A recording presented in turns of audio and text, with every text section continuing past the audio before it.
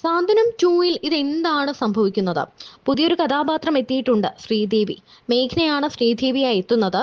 ഈ കഥാപാത്രം എത്തിയതിൽ പിന്നെ ഒന്നും കാണാൻ പറ്റാത്ത അവസ്ഥയാണ് എന്നാണ് ആരാധകർ പറയുന്നത്. സാന്ത്വനം ആദ്യ ഭാഗം പോലെ തന്നെ സാന്ത്വനം 2-ഉം എല്ലാവരും ഏറ്റെടുത്ത് വരുന്ന ഒരു സീരിയലായിരുന്നു. ഒരു നായകനല്ല, ഒരുപാട് നായകന്മാരും നായികമാരും ഉണ്ടായിരുന്ന ഒരു സീരിയൽ കൂടിയാണ് സാന്ത്വനം 2.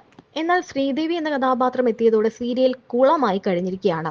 ഈ മേഘ്ന എങ്ങനെയെങ്കിലും സീരിയലിൽ നിന്നൊന്ന് പറഞ്ഞു വിടൂ, അല്ലെങ്കിൽ ഈ ശബ്ദം ആരെങ്കിലും നോക്കൂ. ഈ ബാലച്ചനും ശ്രീദേവിയും എന്തൊരു ഓവറാണ് എന്നാണ് പ്രേക്ഷകർ പറയുന്നത്.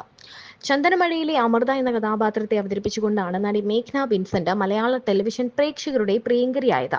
ഇടയ്ക്ക് മലയാളത്തിൽ നിന്ന് ചെറിയ ബ്രേക്ക് എടുത്ത് തമിഴ് സീരിയലിൽ അഭിനയിച്ചെങ്കിലും വീണ്ടും മലയാളത്തിൽ സജീവയാവുകയായിരുന്നു നടി. സൂര്യ ടിവിയിൽ സംപ്രേക്ഷണം ചെയ്യുന്ന ഹൃദയം, ഏഷ്യാനെറ്റിലെ സാന്ത്വനം 2 എന്നീ സീരിയലുകളിലാണ് നടി അഭിനയിച്ചുകൊണ്ടിരിക്കുന്നത്. സാന്ത്വനത്തിലെ ശ്രീദേവിയായി വരുന്നതിനെ കുറിച്ചുള്ള വിശേഷങ്ങൾ മുൻപ് തന്നെ മേഘ്ന പറഞ്ഞിരുന്നു. സീരിയലിൽ താൻ അവതരിപ്പിക്കുന്ന ശ്രീദേവിയുടെ എൻട്രി വലിയ അടിപൊളിയായി, വലിയ ആഘോഷത്തോടു കൂടിയായിരുന്നു. കല്യാണമായിരുന്നു ആ സീക്വൻസ്. ഹൽദി, മെഹന്തി, ശരിക്കുമുള്ള മാരേജ് ഫംഗ്ഷൻ പോലെ തന്നെയാണ് അത് ക്രിയേറ്റ് ചെയ്തത്.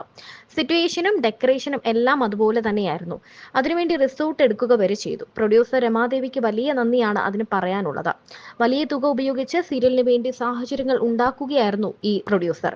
ആനന്ദിന്റെയും ശ്രീദേവിയുടെയും സീനുകളൊക്കെ ഇപ്പോൾ മഹാബോറെന്നാണ് ആരാധകർ പറയുന്നത്. ഇവരുടെ റൊമാൻസ് ആണെങ്കിൽ കാണാനേ വയ്യ.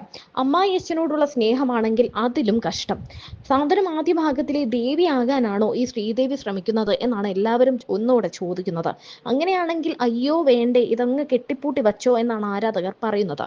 മേഘ്നയ്ക്കാണെങ്കിൽ, അല്ലെങ്കിൽ ശ്രീദേവി എന്ന കഥാപാത്രത്തിന് ചേരാത്തൊരു വോയിസും. ഈ വോയിസ് മോഡുലേഷൻ ആദ്യം ഒന്ന് മാറ്റാമോ എന്നാണ് ആരാധകരുടെ പക്ഷം.